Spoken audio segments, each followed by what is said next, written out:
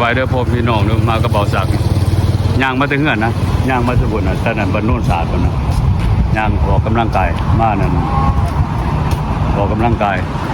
ย่างมาเรียนพ่อนะแต่เบิ่งก็เป็นสมองปลาได้ย่างมานี่ครับ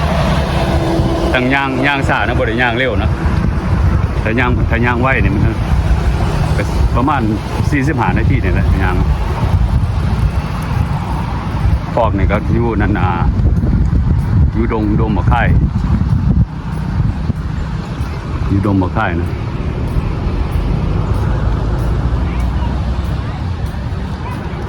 ตอนนี้ก็เป็นเวลาประมาณ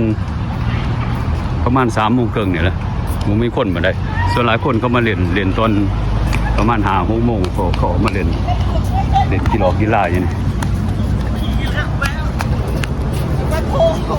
กระโดนแล้วเบาซากบนมาเนี่ยนะก็เป็นสเตจูนะ3 คนหมู่ซื้อ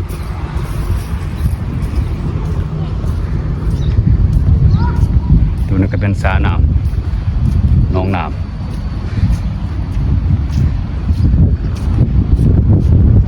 มายังเมื่อคืนนี่งามอยู่มายังเมื่อคืนนี่แบบงาม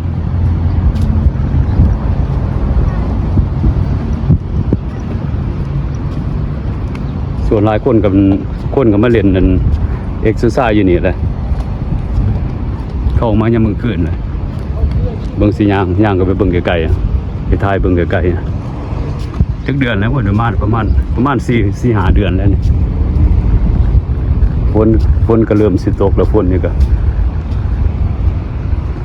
นี่เป็นจังซี่แหละงามนะแบบสะอาดนะ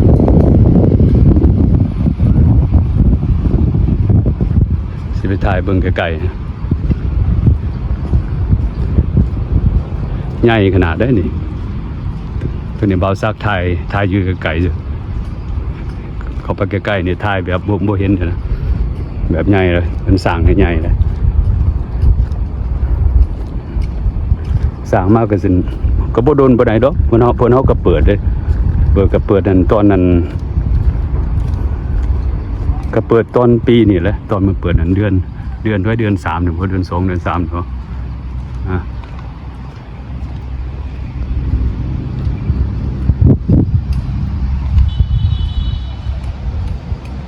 งามหลาย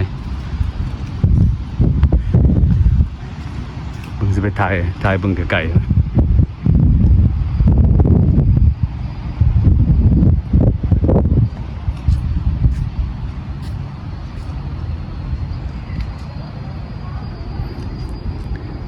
กับทั้งรวม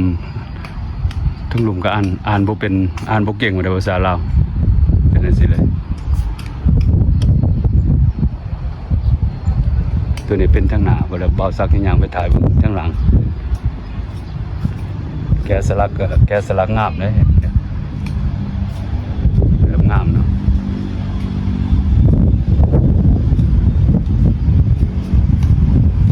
ตัวนี้คือสิเป็นหยังนี่เด็กน้อยไปโรงเรียนไปจังได๋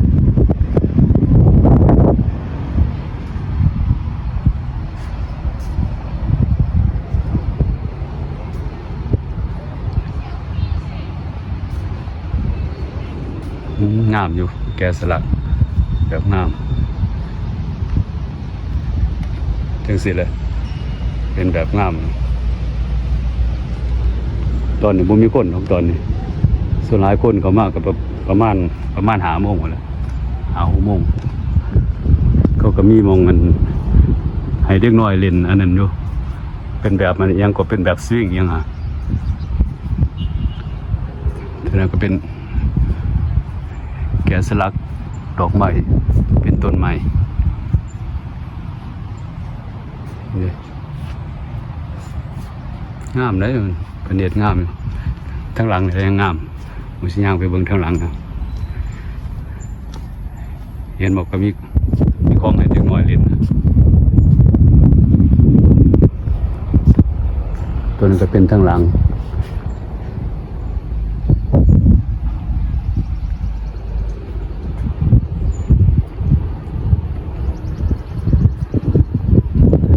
แบบ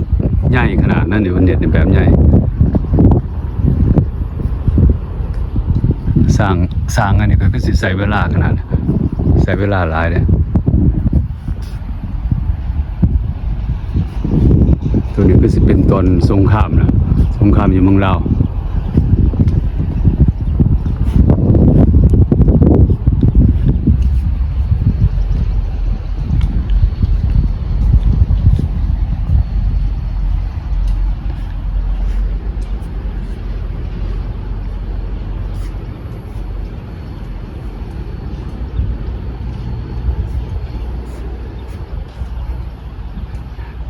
เฮ็ดหยังเพิ่นฟ้อนมันก็จังไดเนี่ย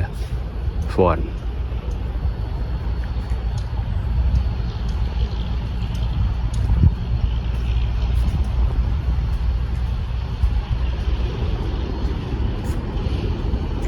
งามเลย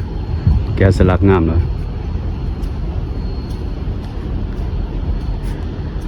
อยู่เนี่ยก็อยู่พอกอยู่นั่นอยู่ดงบะข่ายเป็นพอกดงบะข่ายนะ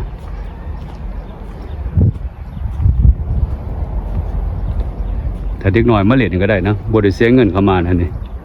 มีแต่เสียเงินแต่ค่าจอดรถซื่อๆนะเสียแต่เงินค่าจอดรถซื่อของเล่นเด็กน้อยนะมีประมาณ 4-5 โมงพุ่นนะของเล่นเด็กน้อย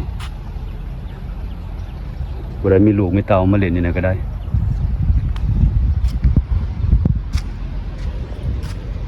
แบบใหญ่ขนาดนะ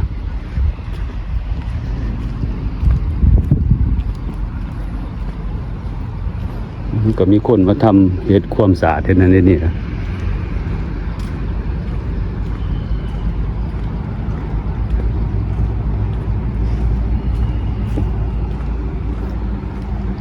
สบายดีสบายดีสบายดีฮะแมนถ่าย YouTube ทางหญ้าเนาะทางหญ้าเฮ็ดความสะอาดเพื่อกันทำความสะอาดนะตัวนี้ก็เป็นพอกนะพอก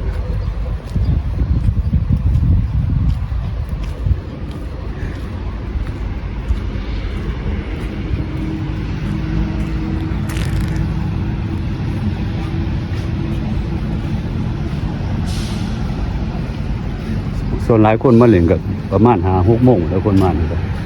5-6 โมงครับ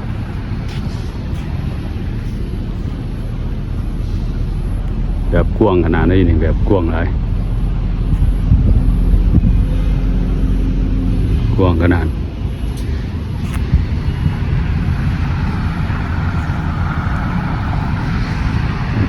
ต้นไม้นี่ส่วนหลายเป็นปลูกมีแต่ต้นจำปานะต้นจำปานะเต็มเลยเป็นต้นจำปาเดี๋ยวบางคนก็มาเล่นนั่นนี่แหละมาเอ็กซ์ไซส์อยู่นี่แหละเพิ่นก็มีแนวให้เล่นเอ็กซ์ไซส์อันโซล่าก็เป็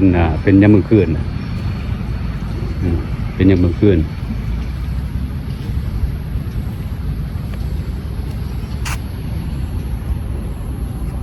ตอนตะเกาเบาซักมาอยู่นี่ก็บ่ต้นไม้ก็ต้นน้อยๆนะเดี๋ยวนี้ใหญ่เบิดเลยนะแบบใหญ่เบิดเลยงามขนาดนะแบบงาม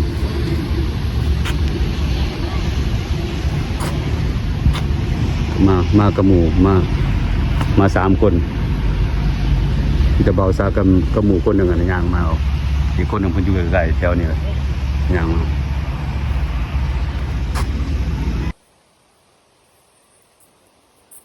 เป็นสาน้ำเนาะฝนก็เริ่มตกหน่อยหนึ่งจนทุกคนก็ออกมาหลายเลยทุกคนเดี๋ยวนี้ก็เป็นเวลาประมาณ4 โมงเป็นเวลา4 โมงนะ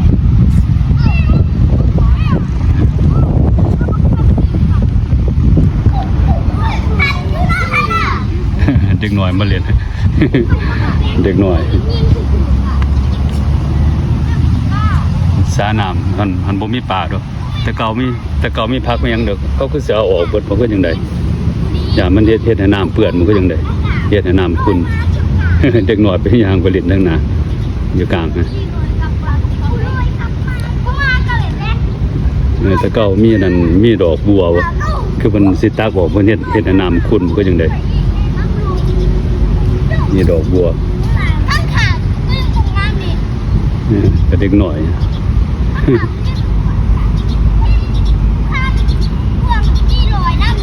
ตอนค่ำเนี่ยก็หลายคนมาเล่นเนี่ยหลายคนเดี๋ยวนี้เขาก็เริ่มมาเครื่องของมาขายแล้วเริ่มมาเครื่องของมาขายแล้วเป็นนั่นสิงามอยู่อากาศดีตรงนี้อากาศดีเป็นเป็นสถานที่ท่องเที่ยวอยู่ดงบักคายเจ้าดงบักคายมันเป็นพอกเนาะ